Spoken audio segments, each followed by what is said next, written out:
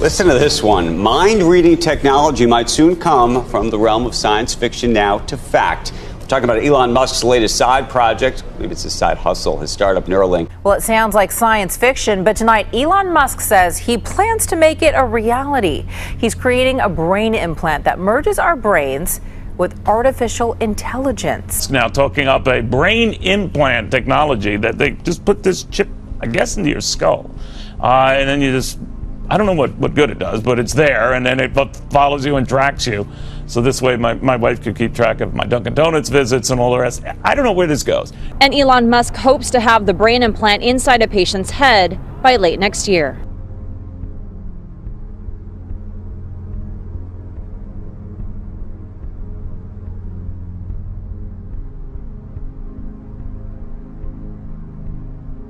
Elon Musk had positioned this as a way of potentially treating cognitive degenerative diseases. Right.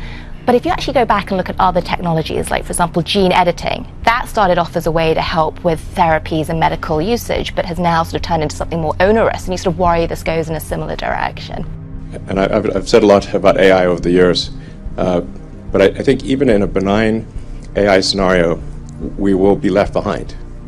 And so hopefully it is a benign scenario, but I think with a high bandwidth brain-machine interface, I think we can actually go along for the ride, and we can effectively have the option of merging with AI. I think this is extremely important.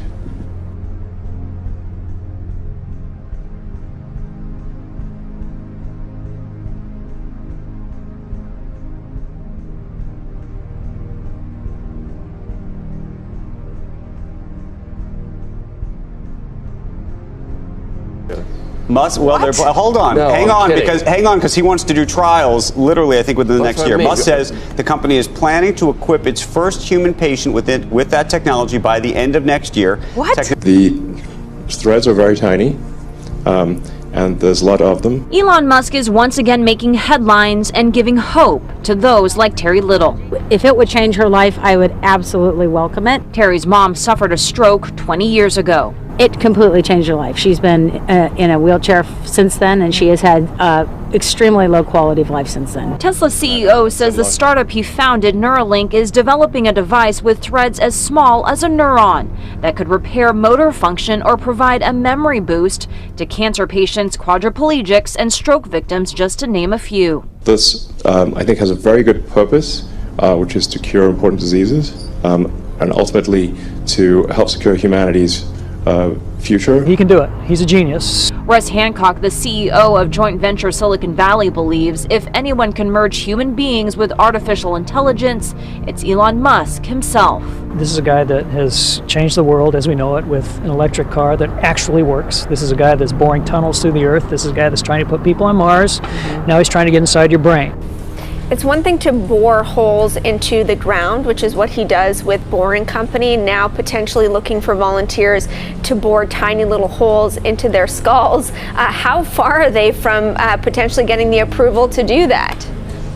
Well, you know, they're claiming that they would like to start human trials next year. I mean, the first batch of people that do this are not going to be typical consumers. It's going to be people who've been paralyzed and really have no other options. And so, you know, according to Neuralink, they want to start these trials near the end of next year. The big issue, of course, is the FDA and whether they would approve something like this. Neuralink has a really high bar.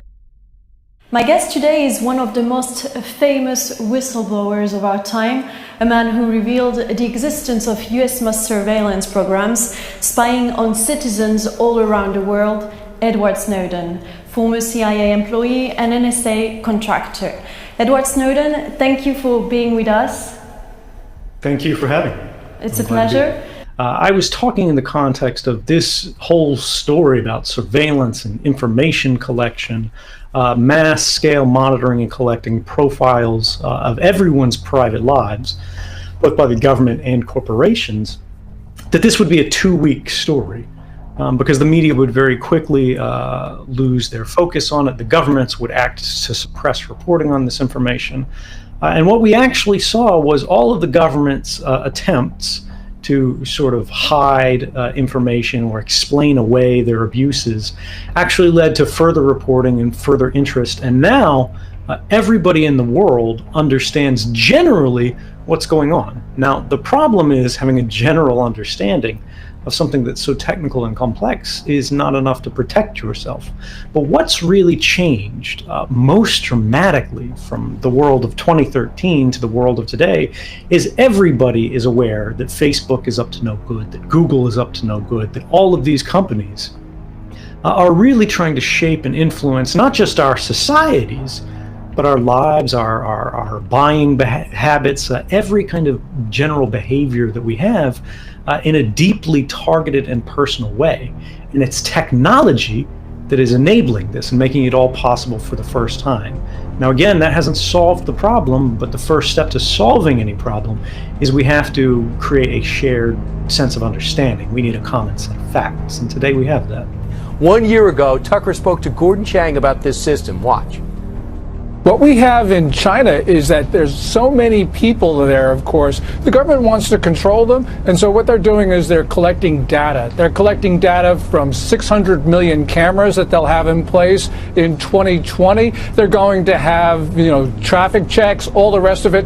This is being rolled out, and it's being rolled out very quickly. So, for instance, you've got people who are not allowed to board planes and trains because their social credit score is far too low. I'm not kidding. For example, if you have frivolous spending, that'll work against you in China. Smoking in a smoke-free zone, that'll cost you points. Is that the society you want to live in? Guess what? It's coming to America, courtesy of Silicon Valley. Brett Larson says it's true, and he is on Fox News Headlines 24/7. Brett, that's scary stuff in China. It started in 2014. They're rolling it out now. Yes. What do you mean it's heading here? It's heading here, and it's kind of already here. And when you think about it, we share a lot of personal information on Facebook. We share when we're out with our friends. We might share when we're out having drinks with our friends. Maybe we're on the beach. Maybe we're having a fun vacation. A traffic light with facial recognition.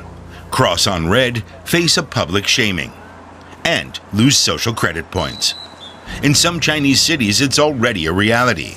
Even those who sort their trash incorrectly have to reckon with point deductions in some places, as well as the penalties for low scores, like losing the right to ride the fast train. The point system is scheduled for full implementation across China by the end of 2020.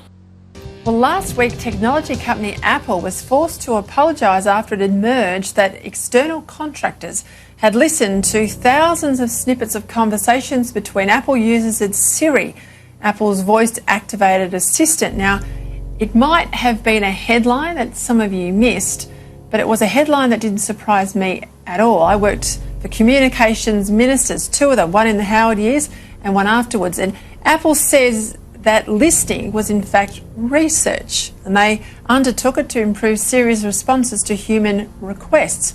But from a company that prides itself on user privacy, it was a particularly embarrassing revelation. Of course, so much data is being harvested by technology companies in today's modern connected age that I doubt many people have a true handle on what's being collected about them.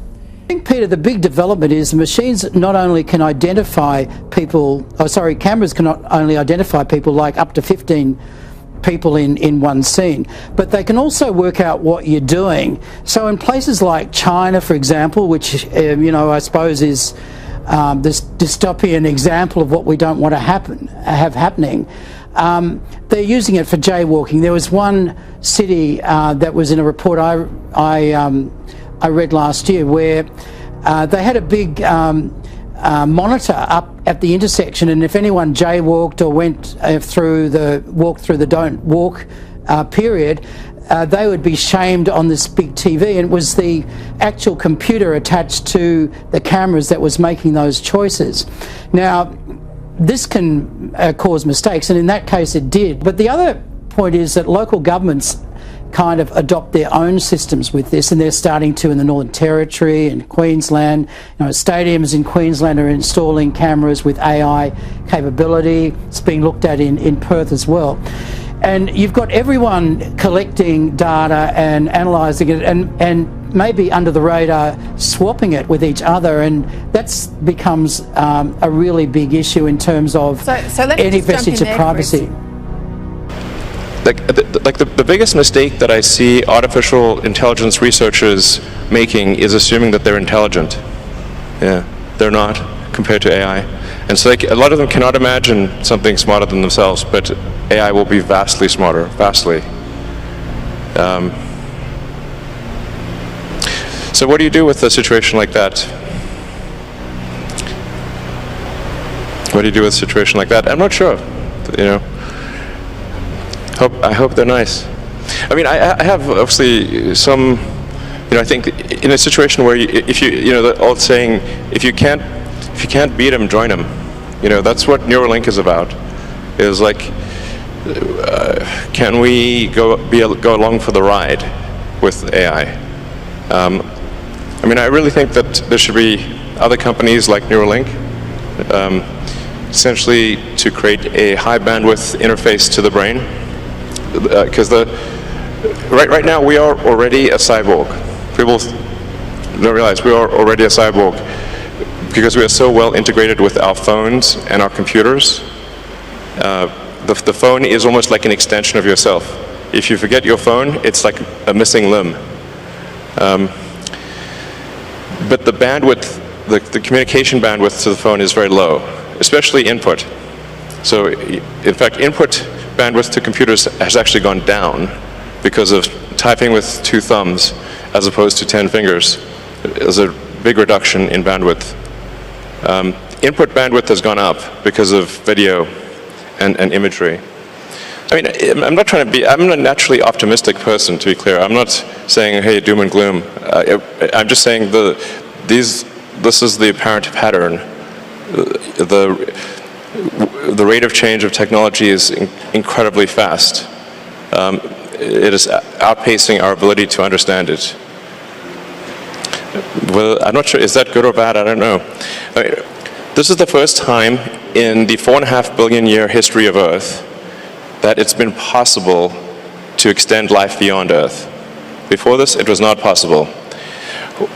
How long will this window be open? It may be open for a long time, or it may be open for a short time. I think it would be wise to assume that it is open for a short time. I think we should not take it for granted that consciousness will continue, because we have not encountered any aliens. Where are the aliens? This is the Fermi paradox. This is one of the most important questions. How come we've not found any aliens? There's people out there who think we found aliens. Trust me, I would know. We have not. Okay. People ask me, you've been to Area 51. Okay, please. SpaceX actually has Area 59. It's even better, 8 better than 51. So, among the set of actions we can take that are likely to increase the scope and scale of consciousness such that we are better able to understand the nature of the universe, one of those actions is to become a multi-planet species or ensure that life is multi-planetary. But close the loop on being less wrong about future. I would say that's the right way to think about education. I mean, down the road with a Neuralink, you can just upload any subject instantly. So it'll be like the Matrix. You want to fly a helicopter, no problem. Well, helicopters will fly themselves, but you know, if you wanted to do whatever, any given skill, you just upload it instantly. I mean, the way education works right now, it's extremely low bandwidth. It's extremely slow. Lectures are the worst, really. It's like very slow.